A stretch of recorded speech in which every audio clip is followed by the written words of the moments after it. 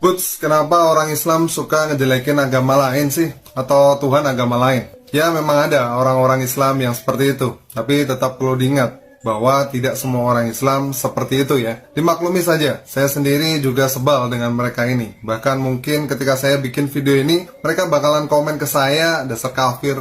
Ya anggap saja orang error ya. Kita yang waras ngalah saja.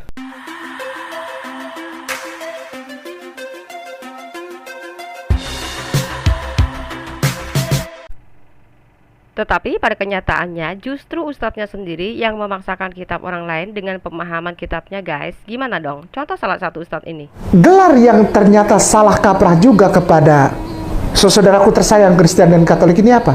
Kristus. Yang selama Erik tahu gelar Kristus itu kan gelar namanya Yesus. Gelarnya Kristus. Artinya apa Kristus? Kristus artinya Maha Kudus. Salah. Nggak ada yang kasih tahu. Nggak, emang kamu nggak bakalan disalahkan orang. Sih. Karena memang tidak pernah diajarkan, dan kalau bisa jangan sampai diajarkan. Tahu. Parah nggak tuh? Kenapa itu?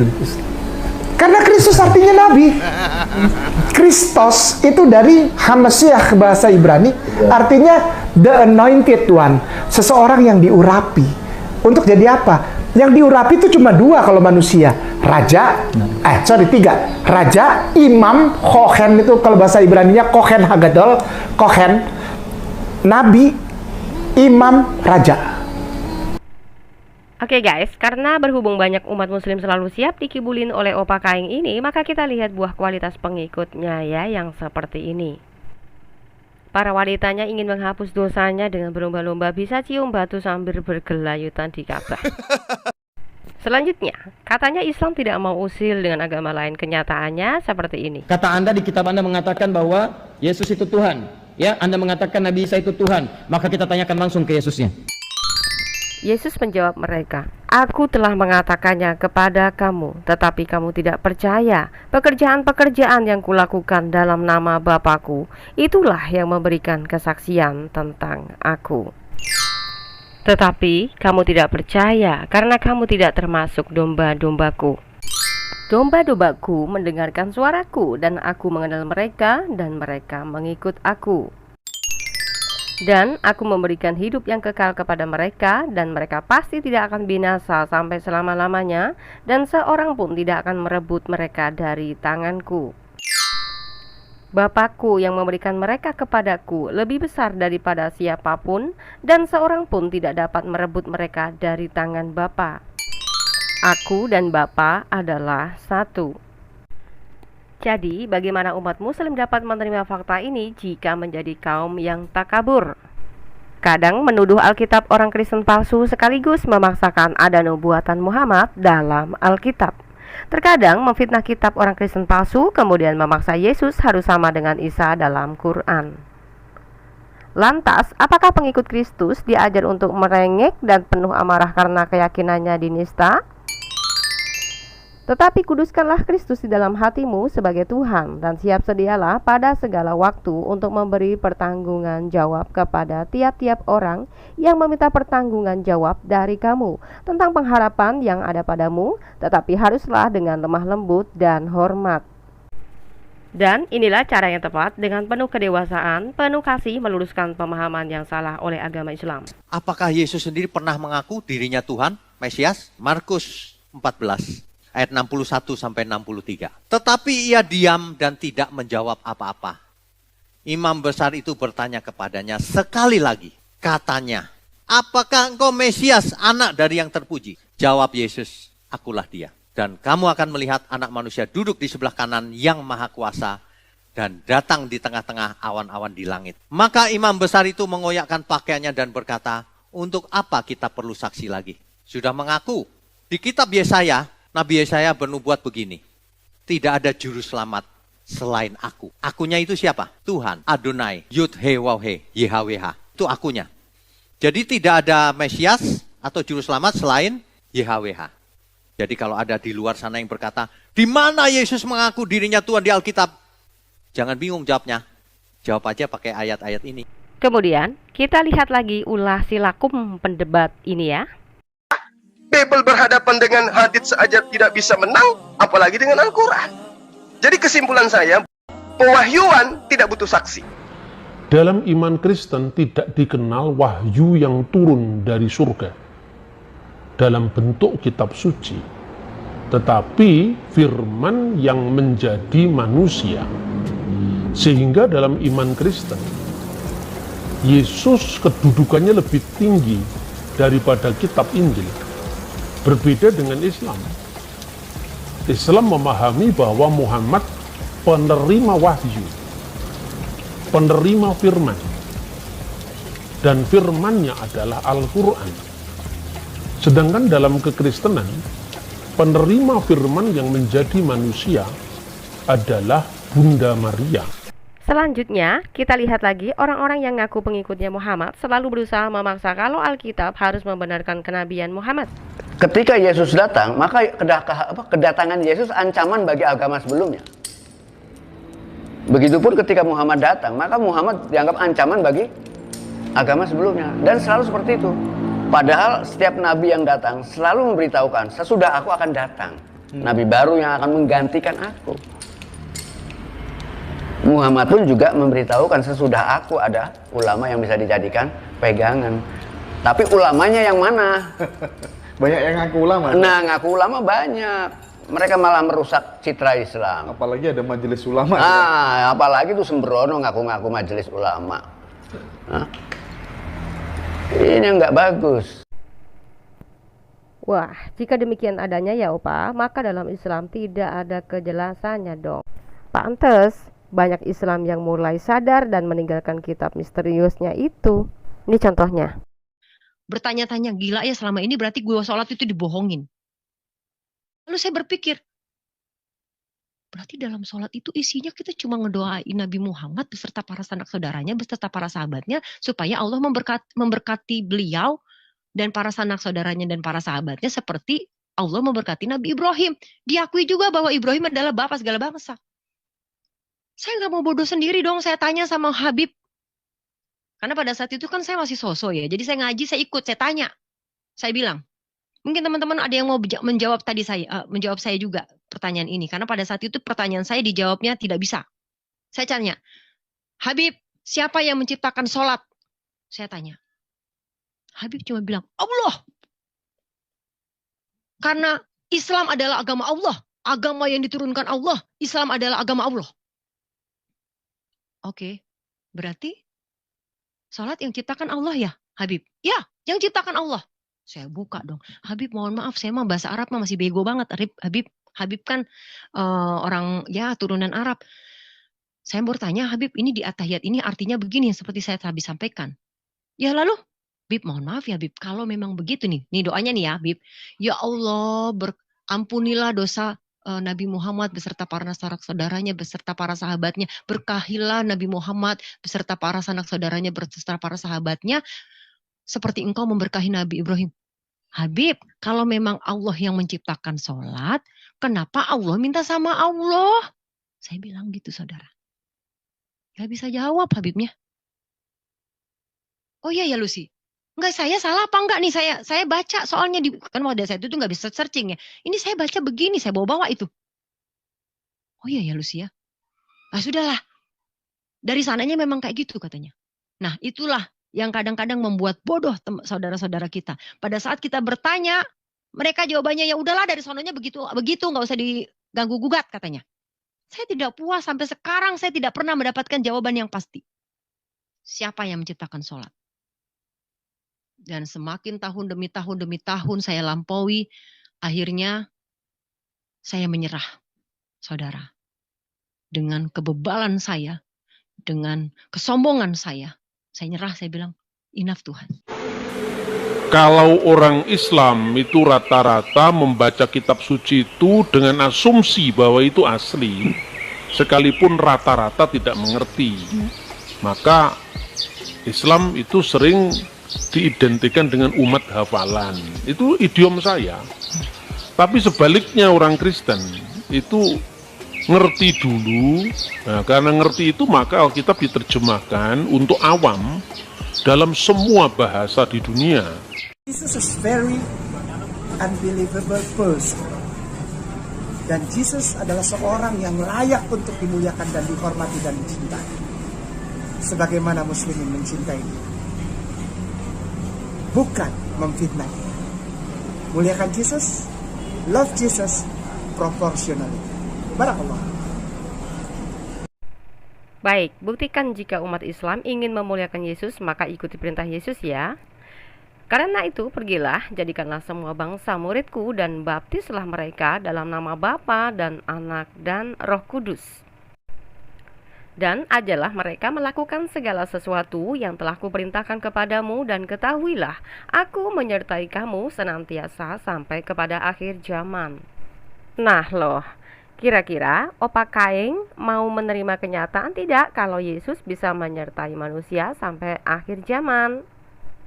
Kalau nggak mau ikut dan nggak percaya, berarti apa yang disampaikannya itu bohong belaka. Kenapa bukan Muhammad yang kau percaya sebagai nabi paling sempurna gitu loh, Pak? Makanya kalau cuma karena sakit hati sama orang gereja, jangan buru-buru mualaf ya. Akibatnya malu kan sama nabimu yang baru ini? Oke, kita lanjut ke penista berikutnya. Kami umat Islam tidak akan mungkin mau berdebat dengan Kristen kalau Kristen percaya diri dengan Bible-nya itu sendiri.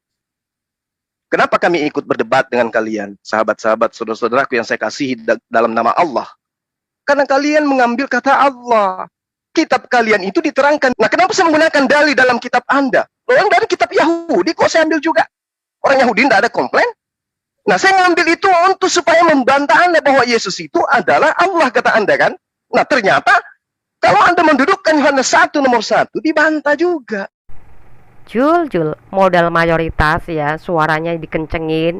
Boleh ya mengoreksi Alkitab, tetapi kalau Alkitabmu kan nggak boleh gitu ya. Kenapa? Kalian itu adalah umat baperan. Simak ya Dul, dalam buku Al-Quran dan tafsirnya, terbitan Kementerian Agama Republik Indonesia ini disebutkan, saat Muhammad belum menerima wahyu, ada tempat pemujaan orang-orang pagan Quraisy yang juga diimani oleh Muhammad sebelum jadi nabi. Makanya dalam keterangan surat An-Najm ayat 53 ya menjelaskan bahwa Allah ini ya, Allah Makkah ini memiliki 3 putri, namanya Al-Manaf, Al-Uzza dan juga Al-Lata. Jadi nama Allah ini sebelum ada Islam sudah ada. Ingat ya, nama Allah sudah ada sebelum Muhammad ketemu roh dalam gua Hira. Nah, ini juga cocok dengan keterangan kitab Yahudi atau kitab Musa ya, Keluaran 20 ayat 3.